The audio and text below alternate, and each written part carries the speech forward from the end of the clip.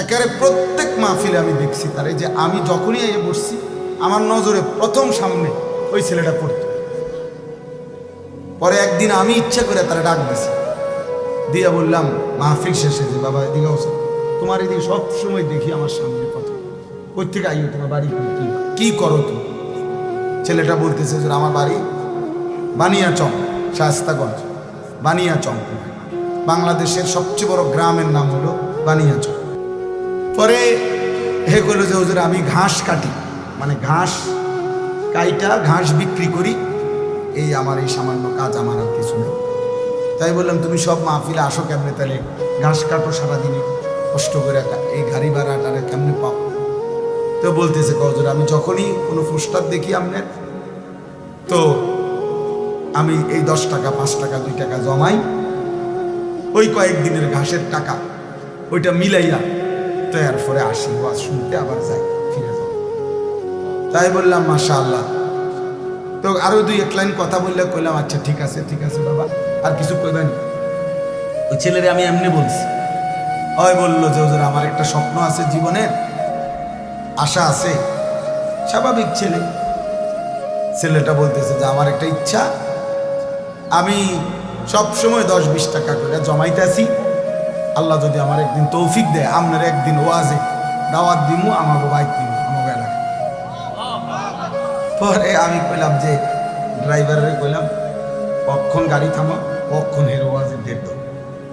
পরে নিজে ডেট দেখা, পরে আমি বললাম ধরো তোমার ডেট দিলাম আর সাদাও দিলাম, মানে মাহফিলের বাবদ আমি আমার থেকে কিছু টাকা, যত টাকাই হোক দিছি আমি, দিয়ে বলছি ধরো দিলাম, আর হাদিয়া ওয়াজের টেহা লাগতো না কিছুই, আমি তোমার আরো দিব, আরো টাকা অসুবিধা নাই, আর তুমি ওয়াজের আয়োজন করো, ওয়াজ হোক জিডেই হোক, তোমার ঘরে হোক উডানে হোক, আমি যাব। এরপরে আমি গেলাম গত বছর এই বানিয়াচং তার মাহফিলে গিয়া দেখি ওই উপজেলার সবচেয়ে বড় হাই স্কুল মাঠে মাহফিল। একেবারে যদি কম হইয়া থাকে লোক আমাকে 20,000 লোক, মানে আমি সত্যি করে স্টেজের মধ্যে যদি আলেম কম হইয়া থাকে 3 থেকে 400 আলেম স্টেজে, এই স্টেজের ওই থেকে ওই পর্যন্ত বড় বড় আলেম, ওগুলা কি জিন না মানুষ, আল্লাহ। আমি বললাম জুবাইর এটা কি তা কার মাহফিল, কোনটাই ডাকা? হুজুর আমার যেটা ডেট দিয়েছেন সেইটা। আমি তো পরে হুজুর আমি বলছি আমার মাহফিল আর আমার হাতে নাই, এরাই সবাই মিললে এই মাহফিলটা এত বড় করে দিচ্ছে। এক ঘাস কাটুন না, আমরা মানুষের তো তিরস্কার করেও বলি যে বেটা ঘাস নিয়ে কাটুন, কিন্তু ওই ঘাস কাটুন নেই, এত আলেম, সব আলেম। আমি অনেককে জিজ্ঞাসা করছি, খেলাফত মজলিসের যে দেওয়াল গরিমার কাছে খেলাফত মজলিসের যিনি আমির সারা বাংলাদেশে, ওনার বাড়ি ওই বানিয়েছে, হুজুরও ছিল, মাওলানা নাসির উদ্দিন আনসারি সাহেব ওয়াজ করে যে উনিও ছিল। আমি বললাম তো আপনারা আমরা আসলে সাইতে আইছি কারবারটা যে তার দাওয়াতে আইলেন কেমন? এই জন্য বললাম, বলার উদ্দেশ্য হইটা প্রিয় ভাই, কিশোর নওজোয়ান সোহবত সান্নিধ্য, এই আসা যাওয়া নজর, এর বরকত আছে, এর বরকত আছে। 2-4 লাইন পণ্ডিতি কথা আমরা সবাই জানি, তোমরাও জানো, কিন্তু জিন্দিগিটা পরিবর্তন হওয়া, মালুমাত আছে অনেকের, ইলম নাই সব, অর্থাৎ কিছু বিষয় জানে এটা সবাই, কিন্তু আমলের সাথে এলেম বলা হয় যা আমলে পরিণত হয়। এজন্য উর্দু কিতাবে আমি পড়ছি, বুজুর্গানে দ্বীন বলে কোরআন হচ্ছে ইলম, মুহাম্মদ আরবি সাল্লাল্লাহু আলাইহি সাল্লামের একটা সুন্নাত হচ্ছে আমল। অর্থাৎ কোরআন যা বলতে চায়, যা শুনাইতে চায়, যেভাবে গড়তে চায়, আল্লাহ তাআলা যা চেয়েছেন তার বান্দার কাছ থেকে, মুহাম্মদ আরবি সাল্লাল্লাহু আলাইহি সাল্লামের জিন্দেগি তার পুরা প্র্যাকটিক্যাল নমুনা।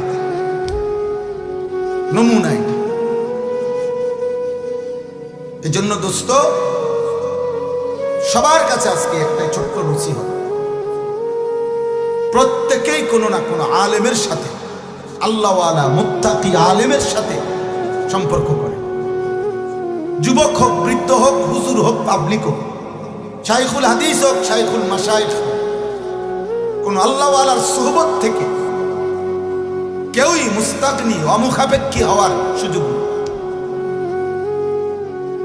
নেই। এটা উচিত।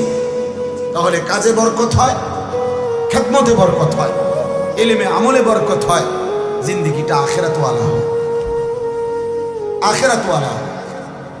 কোরআনুল কারীমের মধ্যে আছে, আল্লাহ তাআলা বলেন, আল আখিল্লাউ ইয়াওমাইদিন বা'দুহুম লিবা'দিন আদুউন ইল্লাল মুত্তাকিন। কিয়ামতের দিন দুনিয়ার সকল বন্ধুরা একে অপরের শত্রু হয়ে যাবে, শুধুমাত্র মুত্তাকি যারা, তাকওয়ার জন্য একজন আরেকজনকে গুনাহ থেকে বাঁচাইবার ক্ষেত্রে, ইবাদত আমলের উপরে চালাইবার ক্ষেত্রে বন্ধুত্ব ছিল, এই মানুষগুলো কিয়ামতের দিনও হাসরে মিজানে ফুলসিরাতেও বন্ধুই থাকে। কোরআন শরীফের আয়াত। কোরআনুল কারীমের মধ্যে আছে, আল্লাহ তাআলা বলছেন, অসৎ বন্ধুর কারণে, চরিত্রহীন বন্ধুর কারণে, নাফরমান বন্ধুর কারণে মানুষ হাসরের ময়দানে নিজের আঙ্গুল আফসোস করতে করতে দাঁত দিয়া কামড়াইতে থাকে।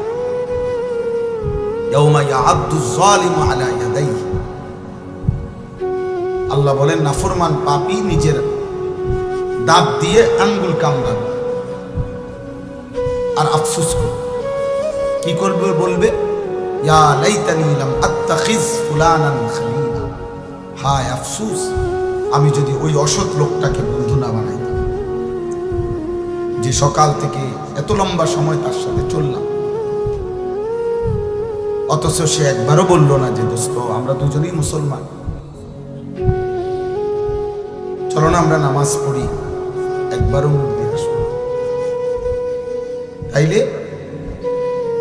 এই অসৎ চরিত্রহীন বন্ধুর কারণে নাফরমান পাপী আঙ্গুল দাঁত দিয়া কামড়া, অসৎ সঙ্গ। ইকমালুস সিয়াম কিতাবের মধ্যে আছে, এই সোহবত, সান্নিধ্য, কোন জায়গার মধ্যে যদি পায়খানা লাগে, একটু পায়খানাই লাগছে, এটা দুর্গন্ধ শুধু ওই জায়গাটাতে না, বরং বাতাসের মধ্যে পর্যন্ত দুর্গন্ধ ছড়িয়ে যায়, ফলে অন্য মানুষ নাকে লাগে দুর্গন্ধ। মানুষ তখন বলে, কি কোথাও দুর্গন্ধ, বোঝা গেল দুর্গন্ধ এটা বাতাসকে পর্যন্ত পরিবর্তন করে ফেলছে। আবার কোথাও আতর থাকলে আতরের এই সুঘ্রাণ বাতাসের মধ্যে পর্যন্ত ছড়িয়ে পড়ে, ফলে মানুষের নাকে লাগে আতরের ঘ্রাণ নাকে লাগে, অথচ এইটা কোনো তার নাকে লাগায় না, এটা বাতাসের থেকে তার নাকে লাগে। এই জন্য সোহবত, সান্নিধ্য, ভালো কিংবা মন্দ, এটা আবহাওয়ার মধ্যে পর্যন্ত আসর করে, প্রভাব বিস্তার করে। এই জন্য দোস্ত, এটা খুব জরুরি, সান্নিধ্য, আল্লাহওয়ালাদের সোহবত, নেককার মানুষের সান্নিধ্য। আমাদের খুলনার হযরত, বাংলাদেশের একজন বড় বুজুর্গ, হযরত মাওলানা মুফতি নুরুল আমিন সাহেব, করাচি হযরত কুতবে আলম আরিফ বিল্লাহ হযরত মাওলানা শাহ হাকিম মোহাম্মদ আখতার রহমতুল্লাহ আলাইহি, উনার খলিফা। হযরত বলছেন, প্রত্যেকটা মুসলমানের উচিত কমপক্ষে নিজ নিজ মহল্লার ইমাম, মুয়াজ্জিন, যারা সত্যিকার তাকওয়ার সাথে আল্লাহর ঘরের খেদমত করে, নিঃসন্দেহে তারা আল্লাহওয়ালা। হযরত বলেন, ওই মহল্লার মানুষের উচিত ওনাদের সাথে হলেও ওনাদের সান্নিধ্য, সোহবত, সাহচর্য গ্রহণ করা, ওনাদের কাছে হলেও কিছুক্ষণ বসা, হোক তিনি ইমাম। সব হুজুর রে, সব আলেম রে, সব বক্তারে সবাই চিনতে হবে সারা বাংলাদেশ, এটা কোনো জরুরি। জনপ্রিয়তা একটি ধোঁকা, জনপ্রিয়তা একদমই ধোঁকা। জনপ্রিয়তা ইতিপূর্বে অনেকের ছিল, এখন নাই। এখন যাদের আছে তাদেরও কয়দিন পরে থাকে। অতএব জনপ্রিয়তা কিছুই, জনপ্রিয়তার দ্বারা বক্তারও ফায়দা হয় না, শ্রোতারও ফায়দা। আমারে মনে করেন 1 কোটি মানুষ চিনে, তো আমার কবরের আযাব মাফ তো আর কি না। তো আমার জনপ্রিয়তা দিয়ে কি, আমার সবাই চিনছে তো, বুঝলাম। তারপরে 10 কোটি মানুষ চিনলে আমার কবরের আযাব মাফ, তো তোর লাভ হলো কি? তা আমি আর এই জনপ্রিয়তা দিয়ে কি করবো?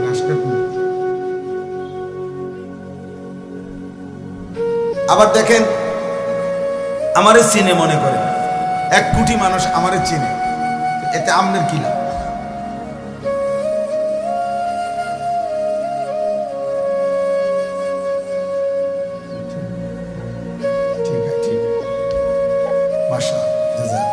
মানে এখন আমারে মনে করেন 1 কোটি মানুষ চিনে, এতে আমনের কি লাভ? চিনে আমারে না, তো আমনে লাফান, বুঝেন নাই কথা? তো চিনে আমারে সব মানুষ, কবরের আযাব মাফ হবে আমনে, কথা বলে না? তো তাইলে বক্তার কি লাভ, শ্রোতার কি লাভ?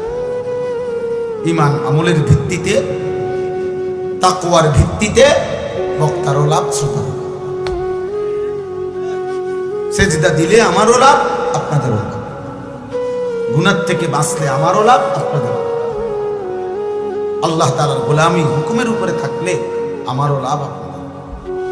এজন্য আউলিয়ায়ে কেরাম, বুজুর্গানে দ্বীন সর্বযুগে যখন আল্লাহর কথা বলতেন, তো বলতেন উসিকুম ওয়া ইয়ায়া, যে এই কথাগুলো আপনাদেরকেও বলছি, নিজেকেও বলছি।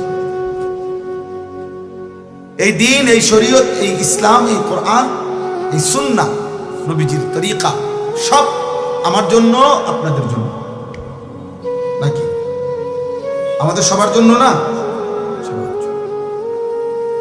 এই জন্য দোস্ত বললাম, আমার কথা হলো এই সুহবত, উলামায়ে কেরামের সান্নিধ্য, চোখের এই নজর, মানে শুধু চোখ বলতে এটার অর্থ হইল যে মানে চোখে চোখে আসা যাওয়া, যেন এই পরিমাণ একজন আলেমের কাছে, তোমরা কিশোর যুবক, তোমাদেরকে বলি, এই পরিমাণ কোন আলেমে দ্বীনের কাছে আসা যাওয়া করবা, দেখা সাক্ষাৎ হলো, কথা শুনলা, একটা কথা শুনলা, যেন তোমার দেখলেই চিনে, দেখলেই চিনে। এই দেখার দ্বারা, চিনার দ্বারা, এই নজরের বরকতে ইনশাআল্লাহ ধীরে ধীরে তোমার মধ্যে আমলের জজবা আসবে, গুনাহ ছেড়ে দেওয়ার মানসিকতা আসবে। হঠাৎ সবার সাথে শুনলে চলে গেলে, আর কোনদিন কোনো আলেম, ইমাম, দিনদার কারোর সাথে কোনো সম্পর্ক নাই, আবার ওই গুনার পরিবেশ, আবার ওই বন্ধুদের আড্ডা, মোবাইলের আড্ডায়, তো আবার এলোমেলো হয়ে যায়। এই জন্য একজন আলেমের সাথে, আমার শায়েখ আল্লামা মুফতি মুশতাকুর নবী কাসেমী হযরত এটা বলে সবসময়, যে কোনো একজন আলেমের সাথে কমপক্ষে এভাবে সম্পর্ক রাখা উচিত যেন হাসরের ময়দানে উনি দেখলে আমরা চিনি। এই পরিমাণ আসা যাওয়া করছে, যেন লক্ষ মানুষের সামনে ভিড়ে থাকলেও এই যে আমার পরিচিত, আমার মহব্বতের